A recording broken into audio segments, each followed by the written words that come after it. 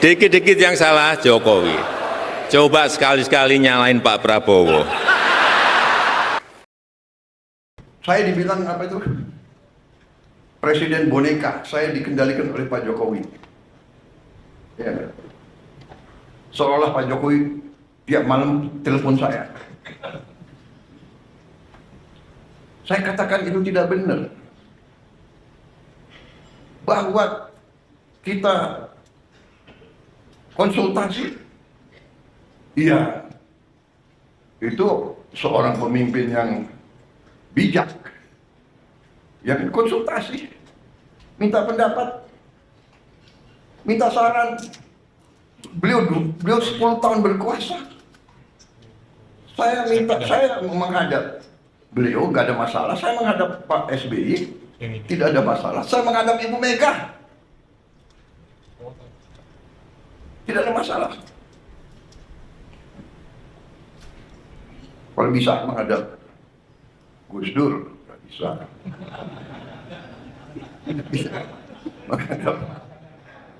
Menghadap Pak Harto, ya, menghadap Bung Karno kalau bisa. Loh, minta pandangan, minta saran. Pak Jokowi berhasil 10 tahun, orang suka tidak suka. Masalah ijazah dipersoalkan. Nanti ijazah saya ditanya-tanya. Iya kan?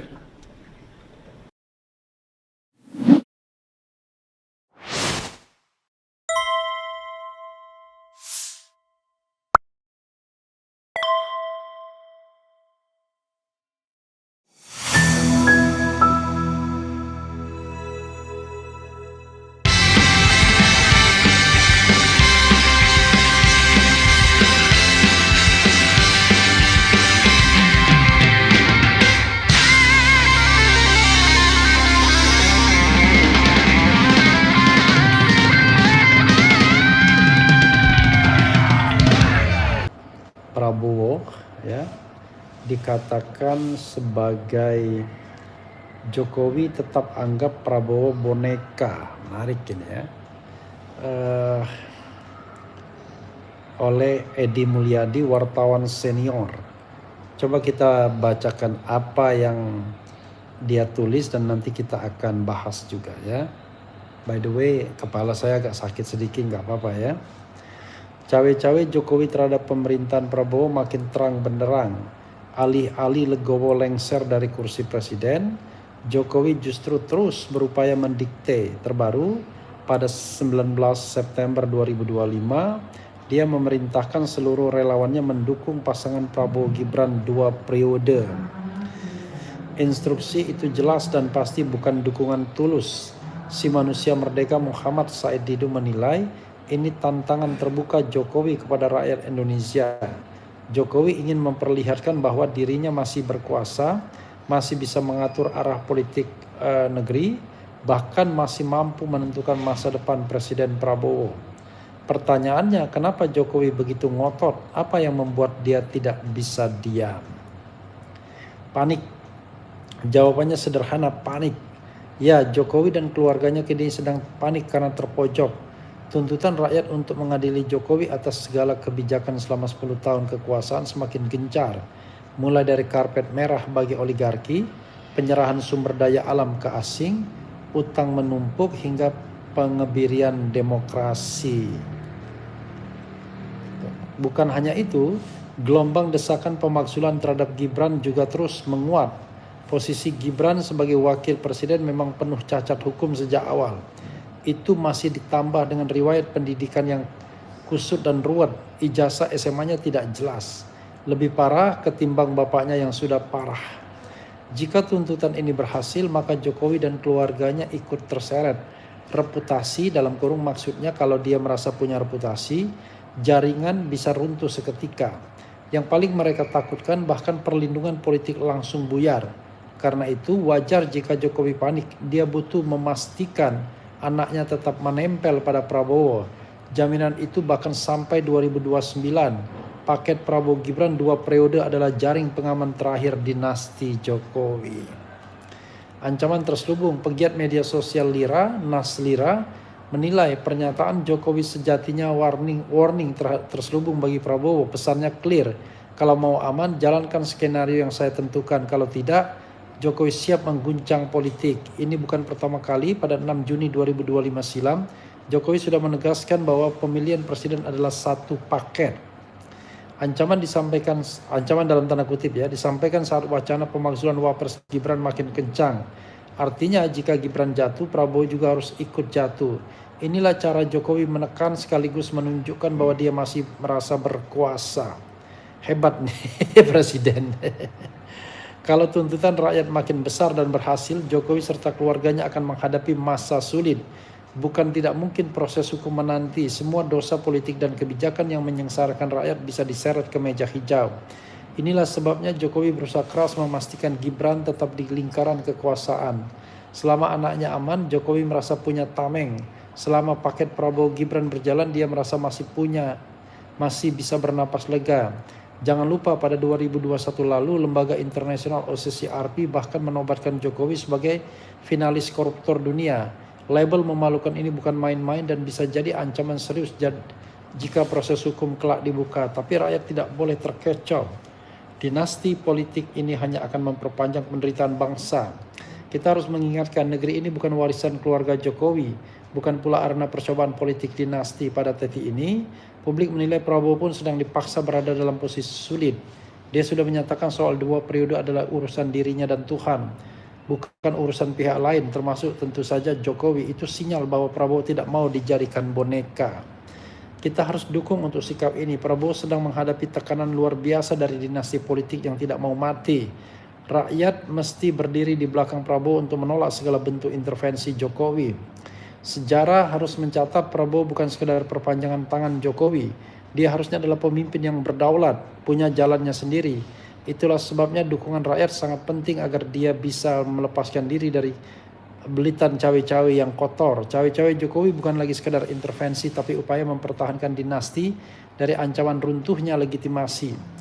Karena itu rakyat tidak boleh diam. Kita harus berdiri bersama mendukung Presiden Prabowo agar tidak tunduk pada tekanan keluarga politik yang rakus.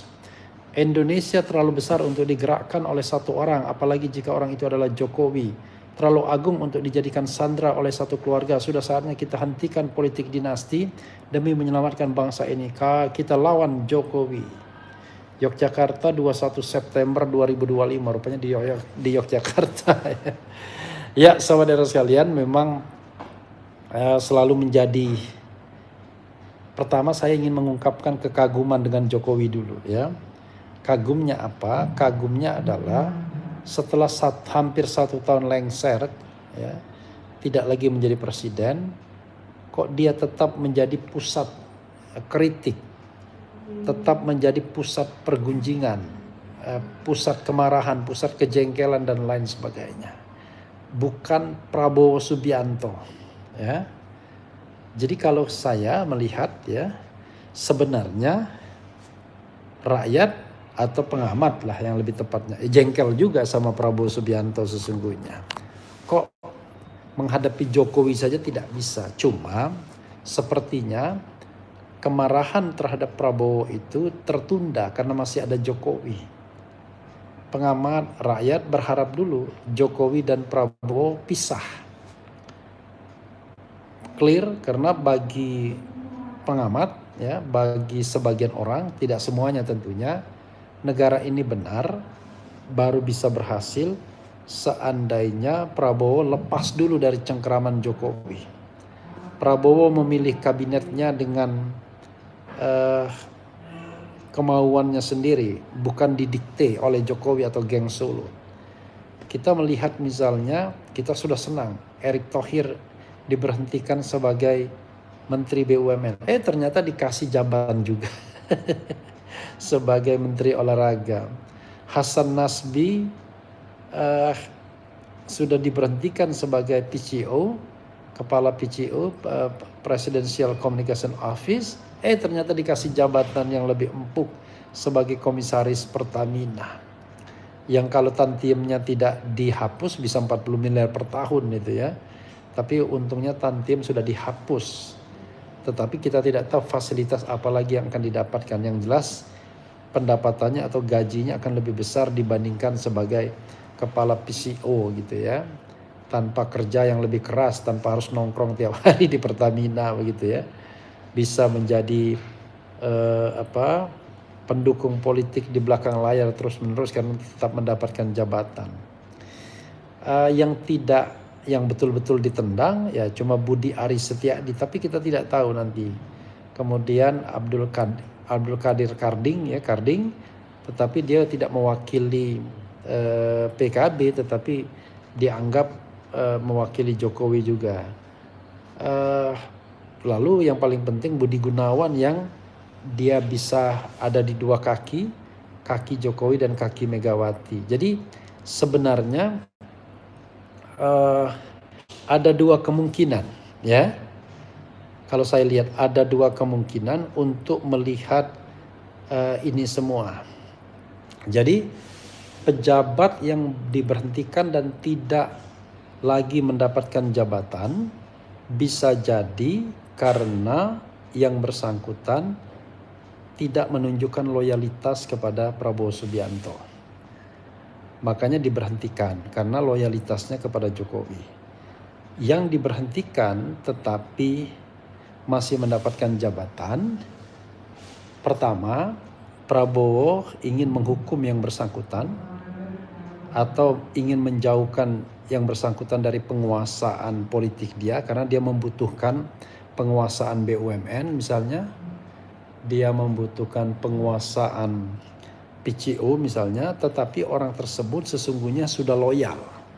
Jadi Erick Thohir sebagai profesional dalam tanda kutip itu loyal kepada siapa yang jadi bosnya. Dan itu ciri khas pengusaha. Hasan Nasbi juga begitu, ya. Loyal kepada bosnya, orang yang memberinya makan dan kekuasaan. Mungkin seperti itulah sehingga dia tetap diberikan jabatan walaupun kemudian dia diberhentikan atau digeser dari jabatan semula. Yang bagi banyak orang dengan pride tinggi itu penghinaan sesungguhnya. Tetapi toh mereka tetap ingin berada di lingkaran kekuasaan karena pada dasarnya tuan mereka adalah penguasa. Jadi kalau penguasanya Prabowo sesungguhnya mereka kalau disuruh memilih antara Prabowo dan Jokowi, mereka akan pilih Prabowo. Jadi bisa jadi sobat era sekalian, Prabowo sedang menguji ya orang-orang yang kira-kira masih loyal kepada dia. Jangan lupa, dia adalah bagian dari tim Jokowi 2019-2024. Dan dia berada dalam satu kabinet dengan orang-orang tertentu seperti Bahlil, kemudian ya banyaklah 17 menteri yang masih bertahan dalam era Jokowi itu.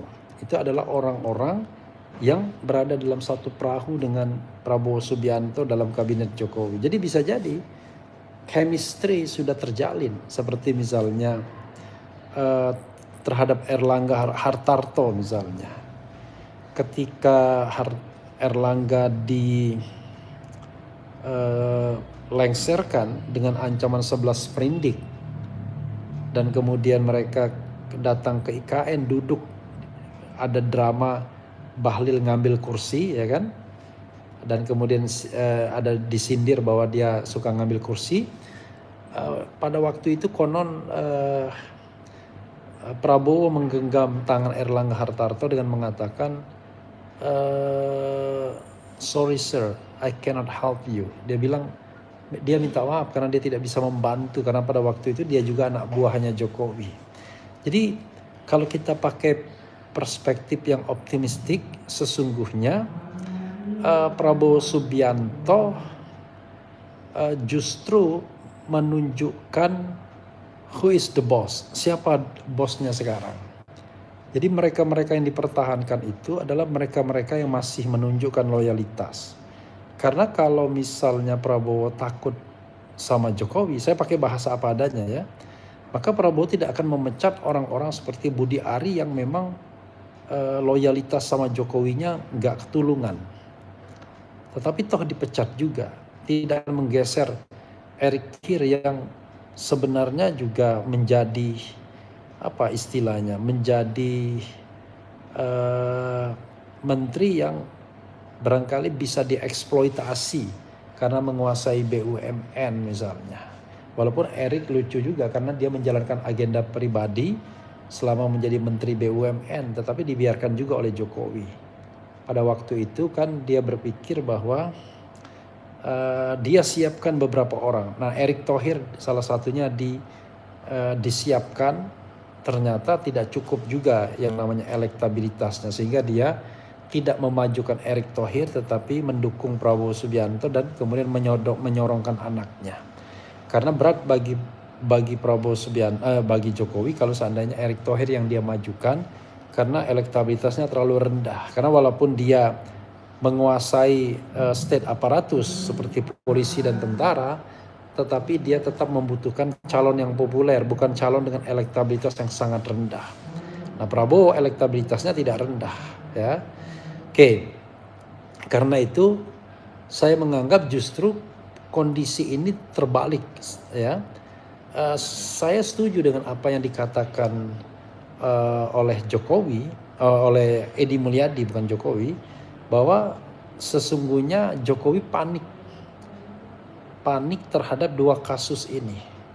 Kasus ijazah yang mendera dirinya dan kasus ijazah Gibran yang mulai diungkit ke publik.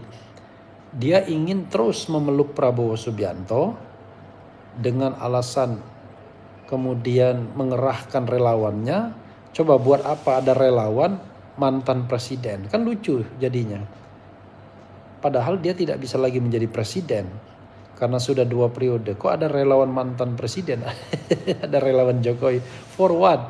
Tapi kalau dia berubah menjadi relawan Gibran, ya masih masuk akal karena Gibran masih punya peluang. Walaupun saya mengatakan harusnya tidak boleh ada yang namanya relawan yang memakai nama presiden dan wakil presiden. Karena presiden dan wakil presiden itu adalah belongs to the republic, ya, bukan not belongs to the certain group in society. Jadi kata-kata panik dari Edi Mulyadi saya bisa maklumi. Dalam kepanikan itulah kemudian refleksinya adalah dia ingin terus memeluk, ya, Prabowo Subianto sebagai pegangan dan tidak ingin dipisahkan. Kemudian pihak-pihak status quo, saya tidak tahu Kodari misalnya, ya, itu ya akan terus mendukung karena mereka diuntungkan dengan status quo ini.